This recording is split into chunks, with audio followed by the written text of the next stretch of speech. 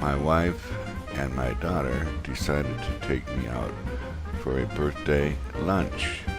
So we picked the Cheesecake Factory. Yummy. Yes, we all like this place a lot.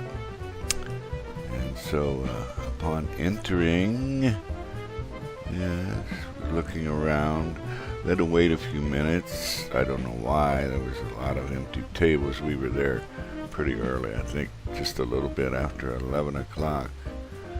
But it wasn't too long a wait, just a few minutes. And then, of course, we were seated, and Louisa helping her mother out with the lunch menu. I decided on Renee's lunch, which is soup, sandwich, and salad. Yummy, very good. Holly had stuffed mushrooms. Yeah. And Louisa had fish tacos. There's actually 4 of them.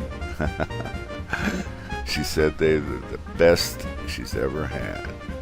Yes, it was a nice birthday wish, a day early, which was convenient for everyone. Great time.